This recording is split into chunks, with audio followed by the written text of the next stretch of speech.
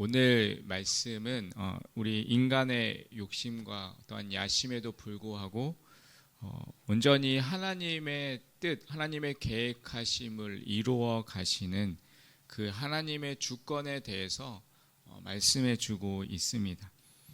다윗의 이제 지시를 받은 제사장 사독과 또 나단 선지자 그리고 브나야는 이제 솔로몬을 다윗 왕의 노새에 태워서 이제 기혼으로 가게 됩니다.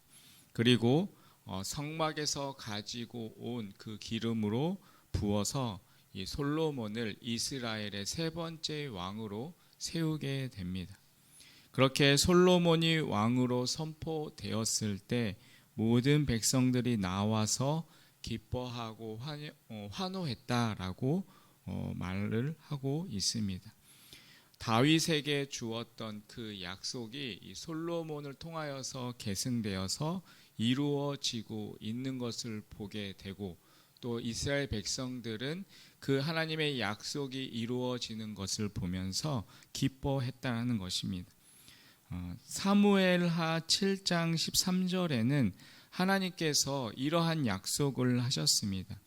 그는 내 이름을 위하여 집을 건축할 것이요 나는 그의 나라 왕위를 영원히 견고하게 하리라 라고 말씀하셨습니다. 이 영원한 나라에 대한 약속을 하나님께서는 솔로몬을 통하여서 이루어 갈 것을 말씀하셨던 것입니다. 그러한 또한 이 영원한 나라에 대한 약속과 언약은 결국에는 이 예수 그리스도를 통하여서 성취가 되게 됩니다. 예수 그리스도가 이 땅에 오심을 통하여서 죄와 사단의 나라를 무너뜨리고 또 부활하고 승천하셔서 하나님 보좌 우편에 왕으로 앉으시는 그것을 통하여서 성취되게 되는 것입니다. 우리 가운데 이렇게 솔로몬이 왕으로 세워져서 그 모습을 보며 기뻐했던 그 이스라엘의 그 기쁨이 우리 가운데도 충만히 임하시길 바라겠습니다. 우리가 예수님을 영접한다는 것은 이제 죄와 사단의 통치를 받았던 그러한 삶 가운데서 이제는 생명과 빛이신 예수 그리스도의 통치를 받게 된다는 것을 의미합니다. 우리 인생에 이제 예수님이 왕으로 즉위하신다는 것을 의미합니다. 예수님이 통치할 때 우리 안에 있던 어둠은 떠나가고 또 기쁨과 평강과 의가 가득 넘치게 됩니다. 그러므로 우리가 구원받았다는 것은 우리의 삶의 주권의 변화가 일어났다라는 것을 의미합니다. 우리를 통하여 일하시는 예수님은 어떤 분이십니까? 예수님은 무엇보다 자기 백성을 구원하기 위해서 자기 생명까지 내어주신 분이십니다. 예수님은 그렇게 정말 무엇보다 선한 왕으로서 그의 통치의 목적은 오직 백성이 더 많은 것들을 얻고 또 풍성한 삶을 살기를 원하시는 그러한 통치의 목적을 가지고 계십니다. 여러분, 여러분의 삶 속에서 여러분의 삶의 보좌에는 누가 앉아 있으십니까? 혹시 세상의 기준, 이 세상의 통치가 여러분의 보좌에 앉아 있으십니까? 아니면 우리 자신이 우리 인생의 왕으로 그 보좌에 앉아 있지는 않습니까? 우리가 이 보좌에서 내려오고 오직 예수님이 우리 인생의 왕으로 우리가 모실 때 우리는 그 가운데서 삶의 기쁨과 또한 자유를 누리는 삶을 살게 될 것입니다. 여러분과 저의 삶이 오늘도 그 예수님을 우리의 왕으로 모시고 주님이 주시는 참된 기쁨을 누리며 살아갈 수 있는 그러한 우리의 모습이 되길 바라겠습니다. 그렇게 이제 솔로몬이 왕으로 세워졌다라는 그러한 소식을 들은 이제 아도니아와 요압 그리고 아비나달 그리고 그들을 따랐던 모든 무리들이 이제 혼비백산하였습니다. 그리고 그들은 다 놀라서 흩어지고 달아나게 되었습니다.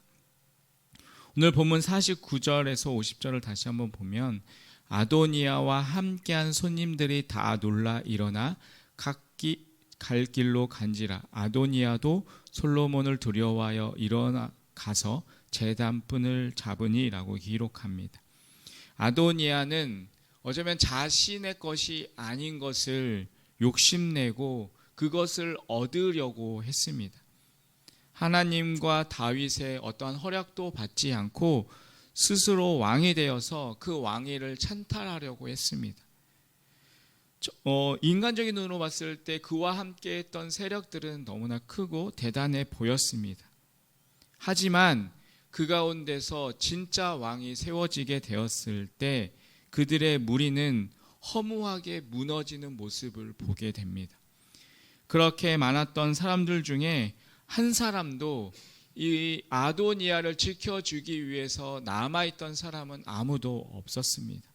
각자 자기의 욕심과 또한 자신의 이익을 위해서 뭉쳤던 그러한 모임들은 이렇게 허무하게 무너지게 되는 것을 우리는 보게 됩니다. 여러분, 사단은 거짓말하는 자이고 찬탈자입니다. 자기 몫이 아닌 것을 욕심을 내고 하나님이 허락하지도 않았는데 세상의 주인이고 왕 노릇을 하려고 합니다.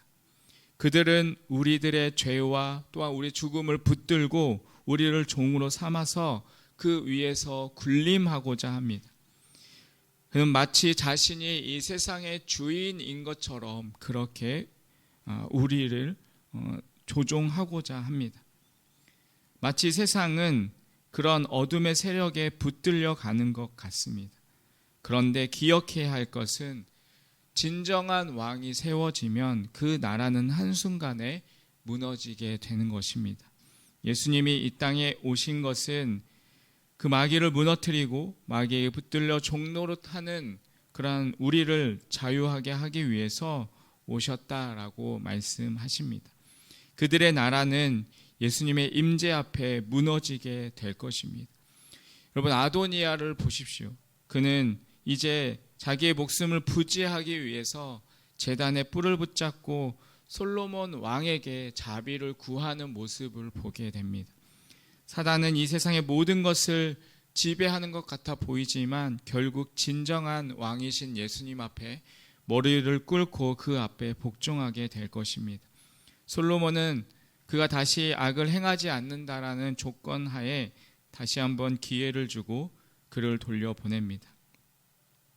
여러분, 하나님이 의인의 길은 인정하시지만 악인의 길은 결국 망하게 된다라고 성경을 통하여서 말씀하고 있습니다. 우리가 눈에 보이는 악인의 길들이 정말 대단해 보인다 할지라도 어둠의 세력 앞에, 그 거짓의 세력 앞에 무릎을 꿇지 말아야 할 이유가 여기에 있습니다. 여러분, 세상 나라가 아무리 견고해 보인다 할지라도 결국은 하나님 나라 앞에 다 무너지게 될 것입니다. 여러분, 역사를 이끌어 가시는 분은 하나님이십니다. 하나님의 뜻과 하나님의 계획하신 가운데 하나님께서는 그 세상을 지금 이루어 가고 계십니다. 그렇기 때문에 때로는 우리가 그 세상이 두려워 보인다 할지라도 우리가 사람을 두려워하지 않고 우리 신앙의 원칙을 세상의 기준과 타협하지 않고 믿음으로 하나님의 통치 안에 살아가는 그러한 삶이 되시기를 간절히 바라겠습니다. 결국 아도니아가 자신 스스로 왕이 되려고 했지만 하나님은 하나님의 뜻 가운데, 하나님의 계획하신 가운데 솔로몬을 왕으로 세우셨습니다. 우리가 이것을 통하여서 보게 되는 것은 하나님께서는 반드시 하나님의 뜻 가운데 그 모든 것들을 이루어 가신다라는 것을 우리는 보게 되는 것입니다. 여러분, 우리도 그 사실을 기억하면서 우리의 삶 가운데 하나님의 뜻하심, 또 하나님의 그 계획하심을 믿고 우리의 믿음이 흔들리지 않고 그 하나님의 뜻과 계획하심을 바라보며 그 믿음 안에서 온전히 살아갈 수 있는 그러한 우리의 삶이 되시기를 간절히 바라겠습니다. 오늘 하루도 오직 그 하나님 안에서 온전한 그 믿음의 길을 걸어갈 수 있는 그런 하루의 삶이 되시기를 간절히 축원드리겠습니다. 기도하겠습니다. 하나님 아버지, 우리는 때로 눈에 보이는 사람들을 두려워하고 세상을 두려워하며 타협하며 살아갈 때가 많이 있습니다. 하지만 온 세상을 다스리시고 통치하시는 진정한 왕이신 하나님을 바라보게 하여 주시옵소서. 그 하나님만을 온전히 바라보며 이 믿음의 길을 끝까지 걸어갈 수 있는 오늘 하루의 삶이 되게 하여 주시옵소서. 예수님의 이름으로 기도합니다. 아멘.